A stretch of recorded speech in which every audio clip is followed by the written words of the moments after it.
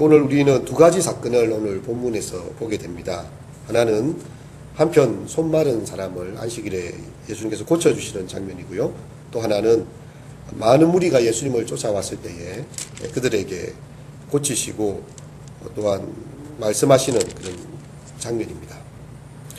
우리는 예수님께서 이렇게 3장 5절에 보면 탄식하시고 노하셨다라는 단어를 대하게 됩니다. 우리 자비롭고 은혜로우신 예수님께서 마음에 이렇게 큰 탄식을 하셨어요. 그리고 분노를 하시는 그런 장면입니다. 왜 이런 일이 생겼을까요? 오늘 본문에 보면 예수님께서 회당에 들어가실 때에 한편 손 마른 사람이 거기 있었습니다. 한편 손이 말랐다는 것은요, 이 손의 근육과 신경이 다 죽었다는 말입니다. 손이 있지만 이 손은 다른 손들보다 더 작고 다른 손보다 더 작고 그 기능을 제대로 하지 못해요. 마비가 된 손입니다. 손이 있지만 손의 역할을 하지 못하는 마른 손 가진 한 사람이 있었던 것입니다.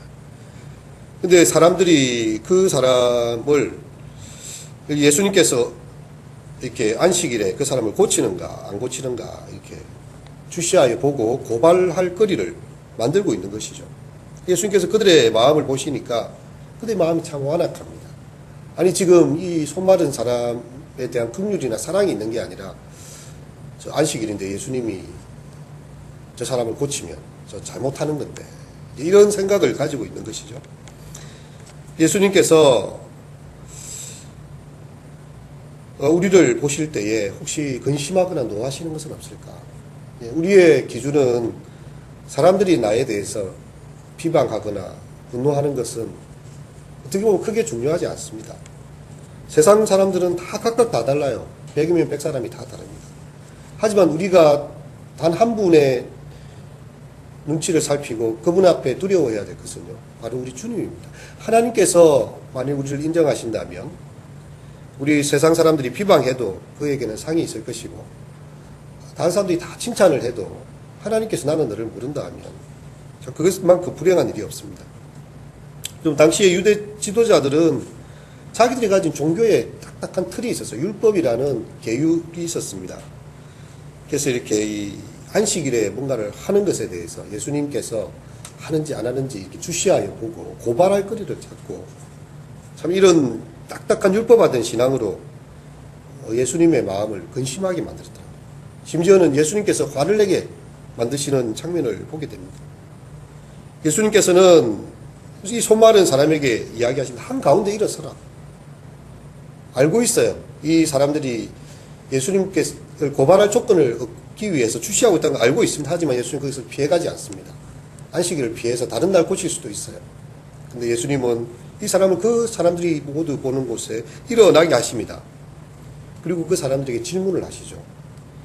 안식일에 선을 행하는 것과 악을 행하는 것, 생명을 구하는 것과 죽이는 것, 어느 것이 옳으냐?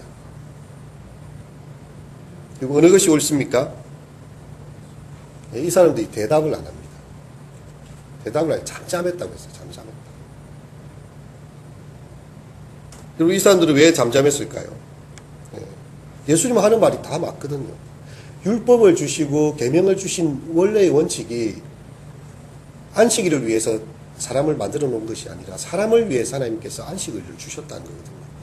원래의 계명과 그 뜻을 분명하게 잘 가르쳐 주십니다. 대답을 안 해요.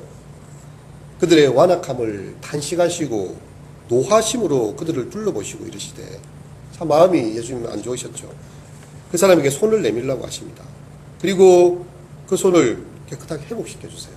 그 신경이 죽어버리고 정말 근육이 죽어버린 그 손이 핏줄이 피가 흐르기 시작하고요. 근육이 살아나기 시작해요. 이 사람은 정말 생명이 살아난 거예요. 자기의 삶이 기쁨을 누리게 됐습니다. 근데 우리가 이렇게 보고 있는 이 바리새인들은요, 이 사건을 보고 바리새인과 헤롯 당은 사실 서로가 견주고 경쟁하는 당이거든요. 헤롯은 아주 이렇게 정치 권력을 행하는 사람들이고 이 바리새인들은 자기의 경건을 주장하면서 헤롯과는 약간 헤롯 당과는 이렇게 여당과 야당처럼 서로 떨어져 있는데 이 사건을 통해서는 예수님을 어떻게 죽일까를 생명을 살렸는데 그리고 이 안식일에 대해서 가르쳐 주셨는데요. 그것이 바로 그 당시에 지도자들과 권력자들이 하는 일들이었습니다. 만약 우리 시대에 예수님이 오신다면 그 예수님의 말씀을 온전히 인정하고 순종하는 자들이 많을까요? 예수님을 죽이기 위해서 의논하는 자들이 많을까요? 그리고 우리가 하나님의 말씀을 들을 때에 우리 귀에 좋은 말만 들었으면 되지 않습니까? 수고하고 무거운 짐진 자들아 다 내게로 오라. 내가 너희를 쉬게 하리라. 귀한 말씀입니다. 하지만 우리는 주님의 또 다른 음성을 듣게 됩니다. 너는 나의 마시는 잔을 너도 마실 수 있느냐? 자기 십자가를 지고 자기를 부인하고 나를 따라올 수 있겠느냐? 우리가 교훈과 책망과 바르게 함과 의료 교육하기 유익한 하나님의 말씀을요 다 받아들일 수 있어야 돼요. 우리가 그 말씀을 거부하게 된다면 마치 헤롯 당과 바리새인과 다를 것이 없습니다. 내 기준이 더 중요한 거죠. 내가 가지고 있는 관습이 중요한 거고, 하나님의 아들이 왔다 해도 내 마음에 안 맞으면 어떻게 죽일까를 의논해야 되는 그런 상황이 되는 것입니다. 그들에게 하나님이 주인이 아닙니다. 그들의 종교적인 어떤 습관과 그들이 가지고 있는 종교 권력이 더 중요했던 것이죠. 참 이런 안타까운 사건을 생명을 살리는 이 자리에서 예수님을 죽일까를 의논하는 바리새인과 헤롯 당의 모습을 성경은 보여주고 있습니다. 그러면서 갑자기 장면이 전환되고 있는데요. 회당이 아니라 이제 갈릴리 바닷가로 나아가게 되고 큰 무리가 예수님을 쫓아오게 됩니다. 그들은 유대와 예루살렘, 이두메와 요단강 건너편 두로 시돈 흔한 무리가 예수님의 하신 큰 일을 듣고 나오게 돼서 이 무리의 규모가 구절에 보면 애워싸 미는 것을 피하기 위해서 예수님께서 작은 배를 대기하도록 제자들에게 말하셨어요. 사람들이 인산인해를 이루는 것입니다. 서로 발필점 되고 막 애워싸 밀 정도로 예수님을 찾아오게 되었습니다. 예수님께 반대자들이 있었는가 하면 정말 예수님을 만나기 위해서 그 말씀 한번 듣기 위해서 예수님 만나서 치료받기 위해서 갈급한 마음으로 찾는 자들도 있었다는 것이죠. 그리고 우리가 무엇인가를 할 때에요. 함께 동참하는 자들도 있지만 또 그렇지 못한 자들도 있습니다. 어디에나 다 그렇습니다. 예수님께서는요, 그 헤롯 당과 바리새인들을 봤다면 계속 복음 전거와 일을 할 수가 없었습니다. 하지만 갈급하고 따라오는 그 무리들을 민망히 여기시고 긍휼히 여기시고 사랑하셨기 때문에 주님의 발걸음은 또 그들을 향해서 고쳐주세요. 병으로 고생하는 자들이 예수님을 만지고자 몰려왔어요. 예수님 그들을 다 고쳐주셨습니다.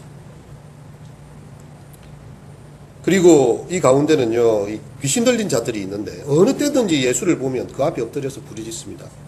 당신은 하나님의 아들입니다. 이 말은 얼핏 보면 참 듣기 좋은 이야기예요.